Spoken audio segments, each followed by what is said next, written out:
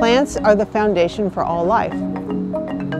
Understanding plant diversity is critical to our continued survival. The goal of the World Flora Online is to accumulate in one place on a website a description and illustrations of every known plant species. We are about 5 years into the process. We are accumulating new specimens, we're digitizing them, and all of that information feeds in ultimately to the World Flora Online. The main way that our specimens come to us is that they are collected in the field. When they're here, they are mounted onto stiff paper. The information about the plant is transcribed onto a little label that goes along with the specimen. A good mounter can do about 50 specimens per day. Once the specimens are mounted, we photograph them. Then that information goes online pretty much immediately.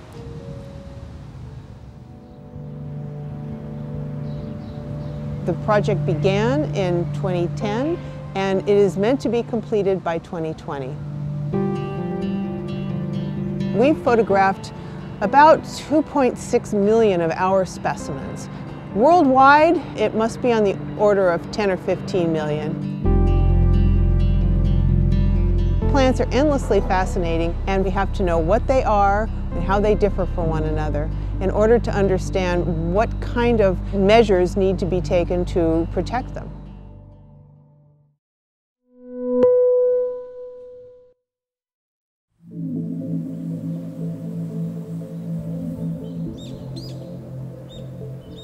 This sculpture garden, located in Japan, was primarily unknown to the world until 2016, when a photographer stumbled upon it.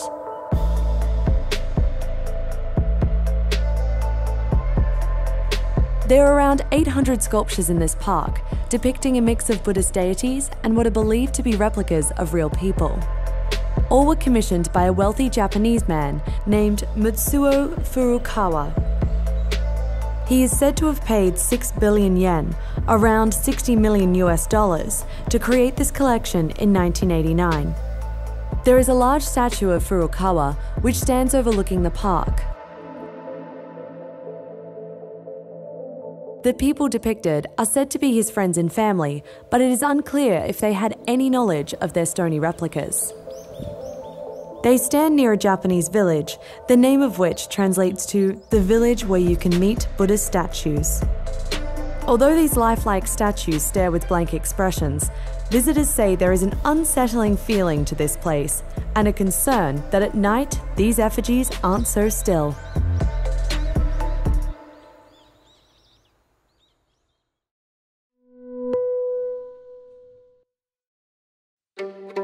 There's a world-renowned topiary garden in the tiny town of Bishopville, South Carolina, and that garden was created by this man, a man named Pearl.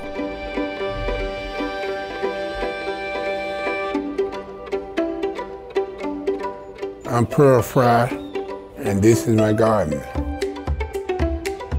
Pearl started the garden in 1981 with the goal of winning Yard of the Month from the local garden club. I went to a neighborhood to buy a house, and the reason they didn't want to sell me a house, they said I wouldn't keep up the yard. There was a stereotype at the time that African Americans didn't keep up their yards. So I figured if I did win Yard of the Month, and the person that made that statement could understand you can't judge people by one person.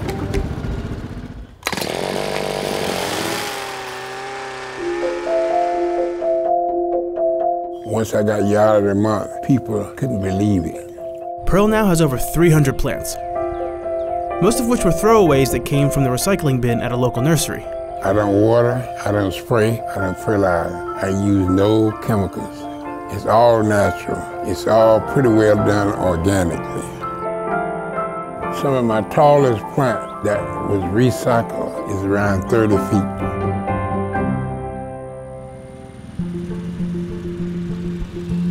So many people drove by Pearl's house to see his garden that he opened it up to the public. Hey, that looks like a sheep. A big sheep. I would say about 10,000 people visit my garden every year. What else do you want to look at on the map? People come from all over the world to see it. I've had people from Australia, Japan, Korea. I wanted to share it because so many people came out and wanted to see it. You very seldom see something start out so simple and make an impact that this garden has made. The garden is about love, and the last thing you see before you leave my garden is love, peace, and goodwill.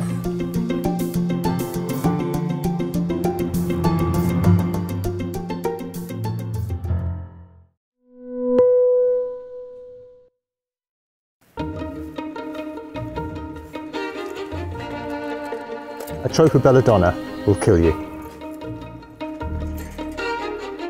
Datura will put you to sleep forever. Aconitum will kill you. Laurel will produce cyanide and kill you.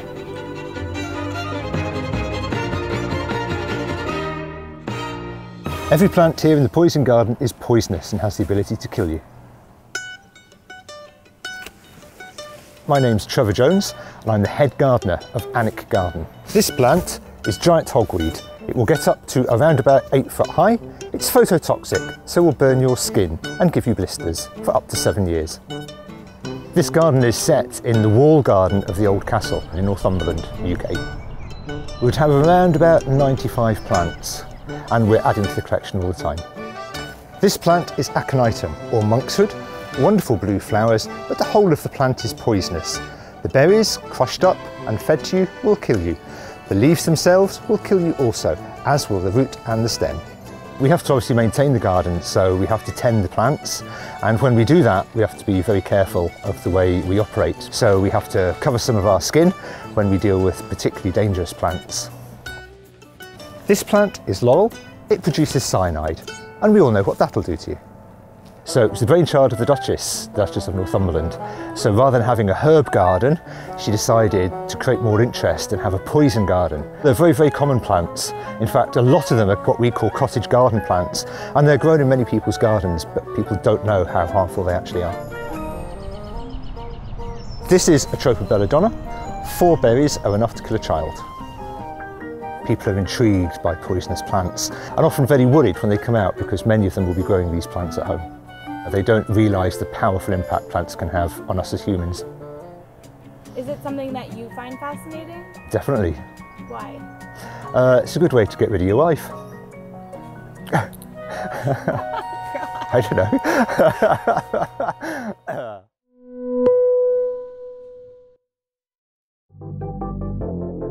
Located in a waterfront park known as Gardens by the Bay is Super Tree Grove. This mechanical forest is a utopia for nature in a very urban location.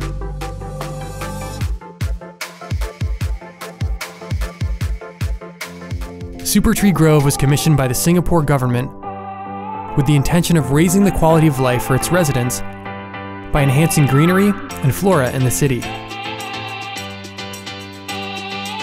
This man-made mechanical forest consists of 18 super trees. The trees range between 80 to 160 feet high and are connected by a walkway which allows visitors to cross between them and view the city from the treetops. With their thick trunks and network of thin, neuron-like branches, each tree acts as a vertical garden. Over 160,000 varieties of orchids, ferns, and other climbing plants have been planted in the trees. The trees also generate solar power. 11 of the trees are fitted with solar photovoltaic systems that convert sunlight into energy. This provides lighting that allows the trees to come alive at night, making this an all-day, all-season horticultural heaven.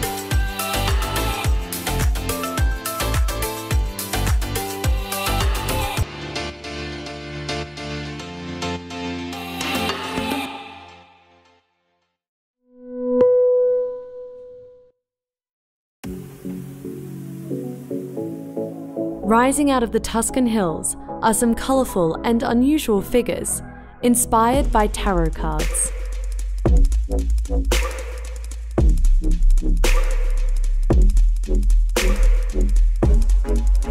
The Tarot Park is located in Tuscany, a few hours outside of Rome. The park took 20 years to complete and includes 22 figures from the tarot deck.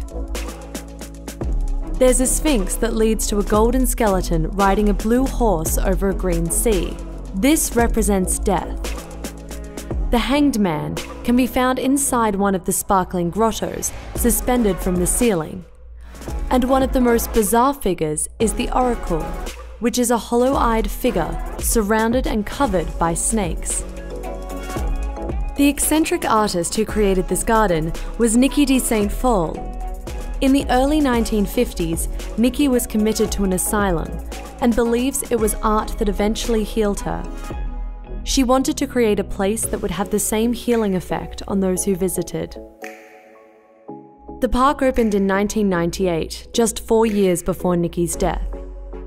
In her own words, she dreamt of building a garden that would be a dialogue between sculpture and nature. A place to dream in.